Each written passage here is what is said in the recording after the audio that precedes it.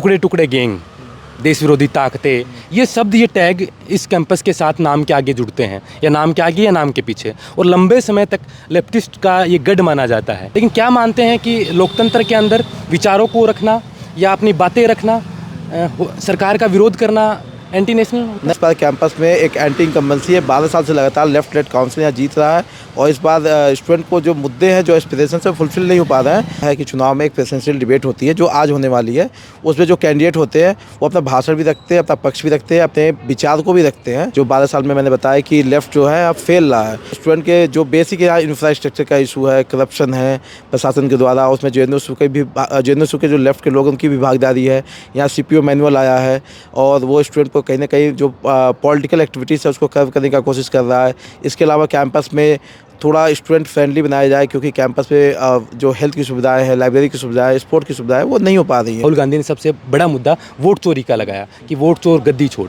इस मुद्दे को JNU के छात्र किस तरीके से देखते हैं? कैंपस को लोग अपने पॉलिटिकल माइलेज के लिए इस्तेमाल न करें, लोग अपने एजेंडा प्रोपेगेंडा के लिए इस्तेमाल न करें, और उस कैंपस को कलंकित करने का काम नहीं करें। नेगेटिविटी ज़्यादा प्रभावित करती है, तो पास्ट में ऐसी घटनाएं हुई है, और जो देश विरोधी ताकतें हैं, उस तरह की ताकतें हैं, उन लोगों को लगता है कि कैंपस से अगर इस तरह की घटनाएं वो करेंगे तो उनके जो नेगेटिव विचार हैं वो कैंपस और देश में ज़्यादा प्रोपोगेट होंगे। इस कैंपस में आप इसका इस्तेमाल पाकिस्तान के एजेंडे के लिए करेंगे, चाइना के एजेंडे के लिए करेंगे, और इस कैंपस में आप इंटरनेशनल फूड फेस्टिवल में कश्मीर का अलग से स्टॉल लगाएंगे। इस कैंपस में आप बोलेंगे कश्मीर इंडिया का पार्ट नहीं है। आप इस कैंपस में चिकन नेक को काटने की बात करेंगे। इस कैंपस में भारत विरोधी नारे लगाएंगे, तो वहाँ तो विरोध होगा। हमने एक नारा दिया था, माई JNU माई प्राइड, क्योंकि मैं खुद इस कैंपस से अपना BA MA और PhD कर रहा हूँ। मेरी सारी डिग्री JNU की है, और JNU से बहुत लगाव है, क्योंकि मैंने अपने जीवन के 10 साल इधर गुजारे हैं। नमस्कार, मैं अजय कुमार, आप देख रहे हैं बोल हिंदुस्तान। बोल हिंदुस्तान ने कुछ दिन पहले DU दिल्ली का छात्र संघ चुनाव आपको बखूबी दिखाया था। DU में क्या छात्रों के मुद्दे हैं, कौन से मुद्दों पर छात्र बात कर रहे हैं, और क्या परिणाम निकले, वो तमाम चीज़ें आपने बोल हिंदुस्तान के माध्यम से देखी होंगी। और अब हम आप पहुँचे हैं JNU, जवाहरलाल नेहरू विश्वविद्यालय। ऐसा विश्वविद्यालय जहां हर दीवार पर पोस्टर नहीं बल्कि विचार चिपके रहते हैं। वो विचार जिन विचारों पर बातें होती हैं, जिन मुद्दों पर छात्र नेता बातें करते हैं। और आज उन्हीं में से एक ABVP संगठन के अध्यक्ष पद के प्रत्याशी विकास भाई हमारे साथ हैं, विकास पटेल भाई हमारे साथ हैं। सबसे पहले तो आपका स्वागत है। और आज हम जानने की कोशिश करते हैं, राजस्थान से दिल्ली इसलिए आए कि JNU की राजनीति अक्सर चर्चाओं में रहती है पूरे देश में, तो हम भी जाने और हमारे दर्शक भी जाने कि यहाँ की राजनीति में क्या विशेषताएं हैं। देखिए, ये कैंपस बहुत पॉलिटिकली वाइब्रेंट है। मैक्सिमम 50% यहाँ पे जो स्टूडेंट है वो रिसर्च स्कॉलर है, तो कहीं ना कहीं एक इंटेलेक्चुअल डिबेट का यहाँ माहौल है। और क्लोज कैंपस होने के नाते सब अंदर ही रहते हैं, डिबेट डिस्कशन का यहाँ हमेशा चलता रहता है। तो जो यहाँ चुनाव है, यहाँ पे एक परंपरा है कि चुनाव में एक प्रेसिडेंशियल डिबेट होती है जो आज होने वाली है। उसमें जो कैंडिडेट होते हैं वो अपना भाषण भी रखते हैं, अपना पक्ष भी रखते हैं, अपने विचार को भी रखते हैं, और उसके बाद क्वेश्चन आंसर भी होता है। जो JNU के छात्र हैं वो अपने सवालों को भी पूछते हैं। तो बहुत यूनिक ट्रेडिशन है और बहुत अच्छा होता है। और इस बार कैंपस में एक एंटी इनकम्बेंसी है। 12 साल से लगातार लेफ्ट लेड काउंसिल यहाँ जीत रहा है, और इस बार स्टूडेंट को जो मुद्दे हैं जो एस्पिरेशन से फुलफिल नहीं हो पा रहे हैं, तो इस बार का छात्र एक मूड बनाया हुआ है। वो दिख रहा है कि जो उनका एस्पिरेशन पूरा नहीं हो रहा है, उसमें एक अल्टरनेटिव के नाते वो अखिल भारतीय विद्यार्थी परिषद को देख रहा है, और इस बार हम 4-0 से इस कैंपस में जीत के आ रहे हैं। अभी संयोग से हम आपकी डिबेट से जस्ट पहले पहुंचे हैं, तो हमें ये भी जानने का मौका मिलेगा कि उस डिबेट में आप अहम मुद्दे कौन से रखने वाले हैं। देखिए, जो यहाँ पे जो डिबेट होता है उसमें तो आप अपने विचार के बारे में बताते हैं, अपने संगठन के बारे में बताते हैं, साथ ही कैंपस के जो इश्यूज़ है, जो 12 साल में मैंने बताया कि लेफ्ट जो है अब फेल रहा है। जो स्टूडेंट के जो बेसिक यहाँ इंफ्रास्ट्रक्चर का इशू है, करप्शन है प्रशासन के द्वारा, उसमें JNU के जो लेफ्ट के लोग उनकी भी भागीदारी है। यहाँ CPO मैनुअल आया है, और वो स्टूडेंट को कहीं ना कहीं जो पॉलिटिकल एक्टिविटीज़ है उसको कर्व करने का कोशिश कर रहा है। इसके अलावा कैंपस में थोड़ा स्टूडेंट फ्रेंडली बनाया जाए, क्योंकि कैंपस पे जो हेल्थ की सुविधाएं हैं, लाइब्रेरी की सुविधाएं, स्पोर्ट की सुविधाएं वो नहीं हो पा रही हैं। इसके साथ ही कैंपस में बहुत सारी ऐसी एक्टिविटी होती है। हम अखिल भारतीय विद्यार्थी परिषद अगर JNU में आएगा तो इंश्योर करेगा इस कैंपस को लोग अपने पॉलिटिकल माइलेज के लिए इस्तेमाल ना करें, लोग अपने एजेंडा प्रोपेगेंडा के लिए इस्तेमाल ना करें और उस कैंपस को कलंकित करने का काम नहीं करें। क्योंकि पास में आप लोगों ने देखा किस तरह की घटनाएं हुई, कैंपस बहुत बदनाम रहा। जबकि कैंपस ऐसा नहीं है, सभी छात्र ऐसे नहीं हैं, बाकी सब पढ़ने वाले इस देश में बहुत सारे ऐसे लोग हैं जो मिनिस्ट्री में सेक्रेटरी रहे, चीफ सेक्रेटरी रहे हैं और सीईओ के ये नीति आयोग के सीईओ रहे हैं। आपने देखा होगा एस जयशंकर हैं, निर्मला सीतारमण जी हैं, ऐसे बहुत सारे अच्छे व्यक्तियों को इस कैंपस ने दिया है। लेकिन क्या है, नेगेटिविटी ज़्यादा प्रभावित करती है, तो पास में ऐसी घटनाएं हुई है और जो देश विरोधी ताकतें हैं, उस तरह की ताकतें हैं, उन लोगों को लगता है कि कैंपस से अगर इस तरह की घटनाएं वो करेंगे तो उनके जो नेगेटिव विचार हैं वो कैंपस और देश में ज़्यादा प्रोपोगेट होंगे, इसलिए उसका इस्तेमाल करते हैं। तो हम कोशिश करेंगे कि इस कैंपस में इस तरह की घटनाएँ दोबारा ना हों। आपने एक शब्द का इस्तेमाल किया कि देश विरोधी ताकतें, और जो देश विरोधी ताकतें आप जिनको बता रहे हैं संभवतः आपके विपक्षी संगठन के लोगों को आप बता रहे हैं। तो एक टैग जेएनयू पे लगा है कि ये एंटी नेशनल फैक्ट्री है यहाँ, तो ये टैग क्या हट पाएगा जेएनयू से? देखिए क्यों कैंपस लगा ये टैग? कैंपस में एक इकोसिस्टम पूरा है वामपंथी संगठनों का। यहाँ के स्टूडेंट यहाँ पीएचडी करते हैं, यही अपने जुगाड़ से प्रोफेसर बन जाते हैं और फिर अपने स्टूडेंट को फिर वही उन्हीं के विचार के आने वाले लोगों को पीएचडी कराते हैं। पूरा इकोसिस्टम है और इन्होंने इस कैंपस पे एक अपनी मोनोपोली हेजमनी बना के रखी थी, उसको कहीं ना कहीं अखिल भारतीय विद्यार्थी परिषद ने तोड़ने का काम किया है।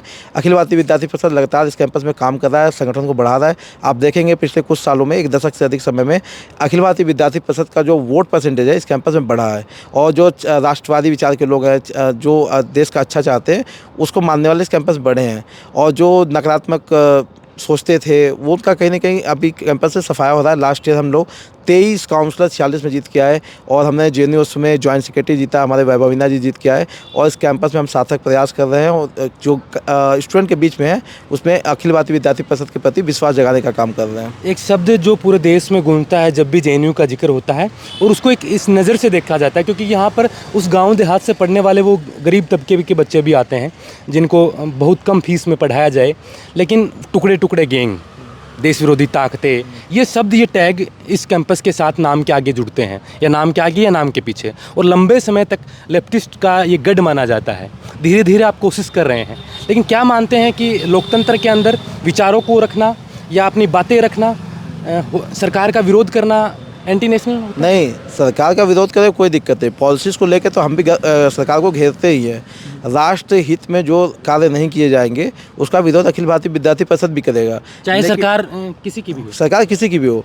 लेकिन जब इस कैंपस में आप इसका इस्तेमाल पाकिस्तान के एजेंडे के लिए करेंगे, चाइना के एजेंडे के लिए करेंगे और इस कैंपस में आप इंटरनेशनल फूड फेस्टिवल में कश्मीर का अलग से स्टॉल लगाएंगे, इस कैंपस में आप बोलेंगे कश्मीर इंडिया का पार्ट नहीं है, आप इस कैंपस में चिकन नेक को काटने की बात करेंगे, इस कैंपस में भारत विरोधी नारे लगाएंगे, तो वहाँ तो विरोध होगा, वहाँ तो आपको बोला जाएगा। लेकिन वो कैंपस के लिए नहीं बोला जाता है, इन वामपंथी जो संगठन है उनके लिए बोला जाता है। क्योंकि कोई भी कैंपस, चाहे ये हो, चाहे एससीयू हो, चाहे जादवपुर हो, कैंपस अच्छा बुरा नहीं होता, कैंपस कैंपस होता है। आपको पीड़ा होती है जब जेएनयू के नाम के आगे ये लगता है, क्योंकि आप भी तो यहाँ इसी विश्वविद्यालय से तैयारी करते हैं, लोगों के मुद्दे उठाते हैं, तो पीड़ा होती है कि यार देखिए, जब इस तरह का नैरेटिव कैंपस ही नहीं देश में चला था, तो हमने एक नारा दिया था, माई जेएनयू माई प्राइड। क्योंकि मैं खुद इस कैंपस से अपना BA MA और PhD कर रहा हूँ, मेरी सारी डिग्री जेएनयू की है और जेएनयू से बहुत लगाव हुआ है, क्योंकि मैंने अपने जीवन के 10 साल इधर गुजारे हैं, तो कैंपस से प्रेम है।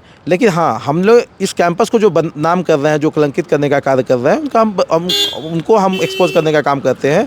और जहाँ भी जेएनयू के बारे में कुछ गलत बोला जाता है, जेएनयू के बारे में कुछ उल्टा सीधा बोला जाता है, हम वहाँ पे जेएनयू को डिफेंड करते हैं। लेकिन हाँ, इन वामपंथी संगठनों को एक्सपोज करने का काम अखिल भारतीय विद्यार्थी परिषद का है, ये आगे भी हम इस तरीके का काम करते रहेंगे। 10 साल आपने जेएनयू को दिए, बता रहे हैं कि जेएनयू में आप 10 साल बिताए हैं। क्या देखा 10 साल में, क्या अनुभव पाया जेएनयू ने, क्या दुनिया से अलग आपको सिखाया? देखिए, जेएनयू एक बहुत इंक्लूसिव कैंपस है। यहाँ के जो छात्र हैं बहुत सेंसिटिव हैं, देश के मुद्दों पे बातचीत करते हैं, डिस्कशन करते हैं, और जो बहुत अच्छी बात है। लेकिन वहीं पे देखेंगे, मैं 2014 में आया था, तो एक विचार था, इनकी मोनोपोली थी, तो यहाँ पे जो दूसरे बिलीफ के लोग हैं, दूसरी आइडियाज़ के लोग हैं, उनको स्पेस नहीं मिलता था। ये अपने आप को इंक्लूसिव बोलते हैं, लेकिन इंक्लूसिव तब बोलते हैं जब सत्ता इनके पक्ष में होती है। लेकिन जैसे इनके खिलाफ कोई डिसेंट की आवाज़ उठती है, तुरंत उसको वो काउंटर करना शुरू कर देते हैं, उनके फ्रीडम ऑफ स्पीच, उनके राइट्स को कर्टेल करने का काम करते हैं। जबकि आप देखेंगे इस कैंपस में अखिल भारतीय विद्यार्थी परिषद ने जब 2015-16 में इस तरह की घटनाएं हुई तो हमने विरोध किया, लेकिन हमने कभी कैंपस का विरोध नहीं किया। कैंपस की जो स्ट्रक्चर है, यहाँ का कल्चर है, यहाँ का डिबेट डिस्कशन का कल्चर है, हम उसका विरोध नहीं करते हैं, क्योंकि हम भी उसी की पार्ट है, हमारी ट्रेनिंग भी उसी में हुई है। हम इसी कैंपस में बहुत कुछ सीखा। जैसे मैं जिस कैंपस में आया तो हम लोग डिबेट डिस्कशन के पार्ट हैं। जहाँ जिस उत्तर प्रदेश के महाराजगंज से आता तो वहाँ ये कल्चर नहीं था, लेकिन आज यहाँ मैं चीज़ें सीख के जा रहा हूँ। तो कहीं ना कहीं जो यहाँ का स्टूडेंट है वो पॉलिटिकली बहुत वाइब्रेंट होता है, उसके देश के मुद्दों पर बोलना आता है, जानता है। लेकिन कुछ लोगों की वजह से कैंपस बदनाम हुआ है, जिसको हम वापस ठीक करने का काम करेंगे। हाँ, यही बात मैं आपसे जानना चाहता था कि जेएनयू कैंपस में आप कहते हैं इंटेलेक्चुअल लोग हैं और देश की राजनीति में मुख्य लोग निकले हैं इसी कैंपस से, तो यहाँ की राजनीति छात्रों के मुद्दों के इर्द गिर्द रहती है कि आपके इंफ्रा कैसे हैं, टीचर्स कैसे हैं, कैंपस कैसा है, या फिर देश की राजनीति के मुद्दों को भी ये प्रभावित? देखिए, कैंपस जो था, कैंपस में देश विदेश के मुद्दों पे बातचीत होती है, क्योंकि ये यहाँ विचार की एक लड़ाई है, तो सारी बातों पे विदेश के भी मुद्दे उठाए जाते हैं, देश के मुद्दे उठाए जाते हैं। लेकिन अभी कैंपस की जो स्थिति है वो बहुत चिंताजनक है, अभी बहुत बदहाली है। यहाँ का स्टूडेंट जो बेसिक सुविधाएं उसके लिए तरसता है, उसके लिए लड़ रहा है, और मास लेवल पे यहाँ करप्शन हो रहा है। प्रशासन में बैठे लोग और लेफ्ट के लोग जो जेनुटा में बैठे हैं और जेएनयू के काउंसिल में बैठे हैं, वो प्रशासन के साथ मिलकर भ्रष्टाचार कर रहे हैं, करप्शन कर रहे हैं, और जेएनयू का हाल एकदम बदहाल है।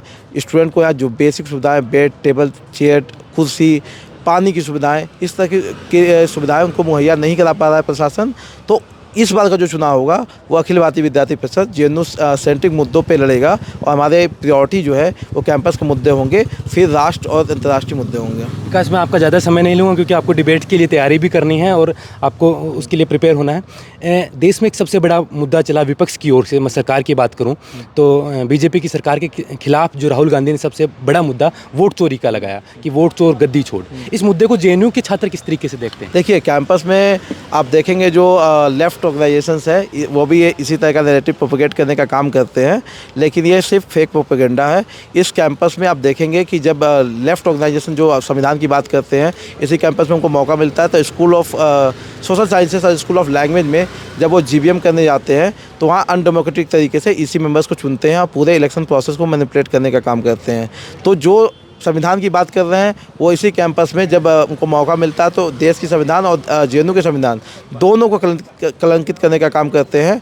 और ये जो वामपंथी हैं वो डेमोक्रेसी की बात न करें, क्योंकि जो वामपंथी होते हैं उन्होंने देखा होगा पूरे दुनिया में जहाँ भी वामपंथ है वहाँ डेमोक्रेसी नहीं है, और वो रेड रेवोल्यूशन की बात करते हैं, ब्लडशेड की बात करते हैं। और राहुल गांधी तो अभी कुछ नहीं कर पा रहे हैं, क्योंकि उनको जो देश के मुद्दे हैं उनको समझना चाहिए, उस पर बातचीत करनी चाहिए।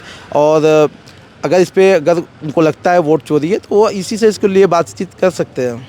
आखिरी सवाल, मैं डीयू कैंपस में गया तो डीयू में छात्रों से मैंने बात की, छात्र नेताओं से, तमाम संगठनों की बात की, तो विपक्ष ने यह आरोप लगाया कि जिसकी सरकार केंद्र में होती है, दिल्ली में सरकार होती है, वो यूनिवर्सिटी के चुनावों को प्रभावित करती है। तो क्या जेएनयू में जो अब इलेक्शन होने हैं तो उसको केंद्र सरकार या स्टेट गवर्नमेंट दोनों जगह बीजेपी है, तो क्या प्रभावित करती है? नहीं, ऐसा कुछ नहीं है। इस कैंपस में बहुत फ्री एंड फेयर इलेक्शंस होते हैं।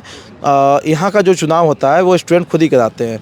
यहाँ का प्रोसेस है कि आपका जो जनरल बॉडी मीटिंग होती है उसमें स्टूडेंट अपना नाम देते हैं, उनको वोटिंग के थ्रू चुना जाता है, और स्टूडेंट सारे मिलके एक सीएसी चुनते हैं, और सीएसी के थ्रू उसके अंदर जितने भी मेंबर्स होते हैं मिलके चुनाव का प्रोसेस करते हैं। हाँ, पहले ये होता था कि इस ईसी प्रोसेस में वामपंथी अपने लोगों को घुसा देते थे ताकि उनको प्योर इन्फॉर्मेशन मिल जाए, वो थोड़ा सा बहुत मैनिपुलेट कर रहे हैं, लेकिन इस पर सरकार का कोई भी हस्तक्षेप नहीं होता है। आखिर में जब आप प्रेसिडेंट बन जाएं, मतलब आपको छात्र चुन लें, तो सबसे पहला काम कौन सा होगा कि मैंने जेएनयू कैंपस में ये पीड़ाएं देखी हैं, ये समस्याएं देखी हैं, अगर मैं प्रेसिडेंट बन गया तो ये सबसे पहला काम करूँगा? देखिए, इस कैंपस में जो सीपीयू मैनुअल है, चीफ प्रॉक्टर मैनुअल बोलते हैं, इसकी वजह से छात्रों को 18 लाख से ज़्यादा का फाइन देना पड़ा है, और बहुत अनडेमोक्रेटिक तरीके से उसको इस कैंपस में इम्प्लीमेंट किया गया। तो सबसे पहले प्रायोरिटी होगी, क्योंकि उसी की वजह से मेरा भी लास्ट ईयर नॉमिनेशन कैंसिल किया गया था, तो पहले उसको हटाने का काम करेंगे। साथ में कैंपस के जो बेसिक इशू है, जो छात्रों को बहुत बुनियादी ज़रूरतें हैं, उसको फुलफ़िल करने का काम करेंगे।